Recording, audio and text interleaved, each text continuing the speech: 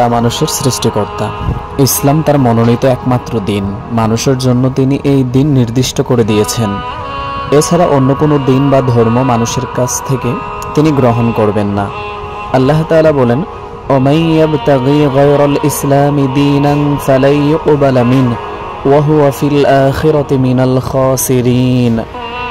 অর্থাৎ যে ব্যক্তি ইসলাম ছাড়া অন্য কোনো দিনের অনুসরণ করবে তার পক্ষ থেকে তা কখনোই গ্রহণ করা হবে না, আর পরকালে সে হবে ক্ষতিগ্রস্তদের অন্তর্ভুক্ত। মহান আল্লাহ তাআলা অন্যত্র আরো বলেন, লা ইকরাহা ফিদ্দীন ক্বাদ তাবায়্যানার রুশদু মিনাল গাই।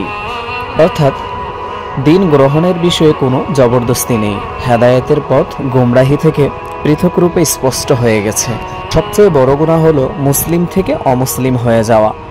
একেই বলে মোরতাদ হওয়া। মোরতাদ শব্দের শাব্দিক অর্থ বিমুখ হয়েছে বা ফিরে গিয়েছে এমন।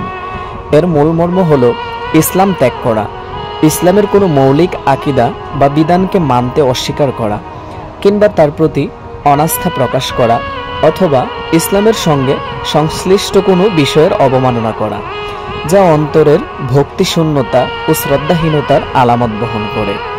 এক কথায় ঈমান বিনষ্টকারী যে কোনো কুফরি, শিরকি আকিদা বা বিশ্বাস পোষণ করা, অথবা এ জাতীয় কোনো কথা বা কাজে লিপ্ত হওয়ার নামই হলো ইরতিদাত বা মুরতাদ হওয়া। যে সকল কারণে ব্যক্তি মুরতাদ হয়ে যায় এর বিভিন্ন কারণের মধ্য হতে দুইটি কারণ উল্লেখ করা যায়। এক, আল্লাহ তাআলার শানে বেয়াদবি করা। দুই, ইসলামের শিয়ার তথা প্রতীকসমূহের অবমাননা করা, এগুলো নিয়ে ঠাট্টা বিদ্রুপ করা, তুচ্ছ তাচ্ছিল্য করা বা কৌতুক করা।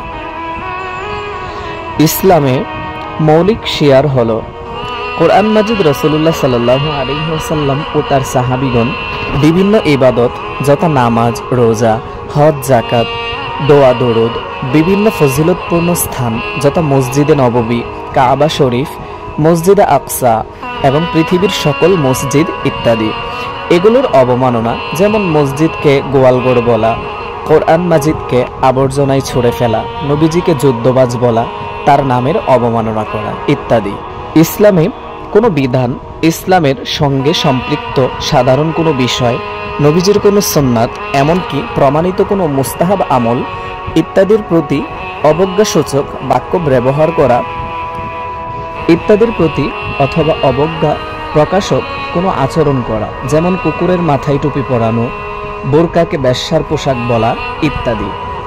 হযরত আবু মুসা আশ-শাআরি রাদিয়াল্লাহু তাআলা আনহু বলেন, আমি নবীজির নিকট এলাম। আমার সঙ্গে দুজন আশ-শাআরি লোক ছিল। তারা দুজনেই প্রশাসনিক পদ প্রার্থনা করল। নবীজি সাল্লাল্লাহু আলাইহি ওয়াসাল্লাম চুপ করে রইলেন। একটু পর আমাকে বললেন, হে আবু মুসা, তোমার কি মত? আমি বললাম, যে আল্লাহ আপনাকে সত্যসহ প্রেরণ করেছেন তার কসম করে বলছি, এরা দুজন তাদের মনের কথা আমাকে জানায়নি। আমিও ভাবতে পারিনি যে তারা পদের আশায় এসেছে। আবু মুসা বললেন, আমি যেন এখনো দেখতে পাচ্ছি নবীজির মেসওয়াক ঠোঁটের তলে উঁচু হয়ে আছে।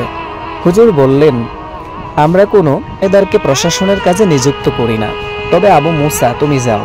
অতঃপর নবীজি তাকে ইয়ামান পাঠালেন। তার পিছনে পাঠালেন মুআজ ইবনে জাবালকে। বর্ণনাকারী বলেন, মুআজ যখন আবু মুসার কাছে পৌঁছালেন তখন আবু মুসা তাকে স্বাগত জানালেন এবং বসার জন্য তাকিয়া এগিয়ে দিলেন।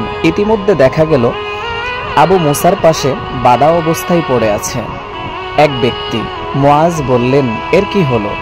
তিনি বললেন, এই লোক ইহুদি ধর্ম ছেড়ে ইসলাম গ্রহণ করেছিল, কিন্তু আবার সে তার বিকৃত ধর্মে ফিরে গিয়েছে। মুআজ বললেন, একে হত্যা করার আগ পর্যন্ত আমি বসব না। এটাই আল্লাহ ও তার রাসূলের ফয়সালা। আবু মুসা বললেন, হ্যাঁ ঠিক আছে, আপনি একটু বসুন। কিন্তু তিনি বললেন, না, একে হত্যা করার আগ পর্যন্ত আমি বসব না।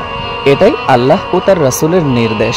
তিনি একথা 3 বার বললেন। অবশেষে আবু মুসা লোকটিকে হত্যা করার নির্দেশ দিলেন এবং তাই করা হলো।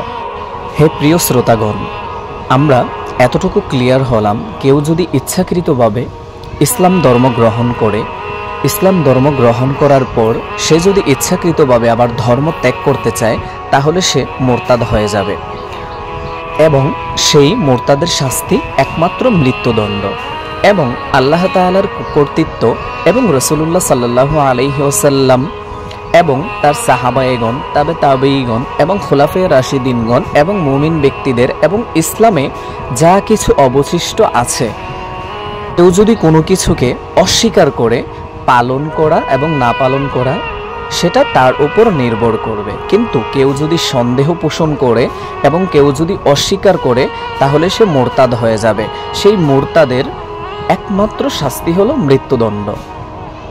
আল্লাহ তাআলা আমাদেরকে ইসলাম এবং রাসূলুল্লাহ সাল্লাল্লাহু আলাইহি ওয়াসাল্লামের সুন্নত মোতাবেক এবং মহান আল্লাহ তাআলার ঐশী বাণী পবিত্র আল কোরআন অনুযায়ী আমাদের জীবনযাপন পরিচালনা করার মতো সেই তৌফিকটুকু যেন আল্লাহ তাআলা আপনাদেরকে এবং আমি সহ সকলকে তৌফিক দান করেন। আমরা সকলেই বলি আমিন।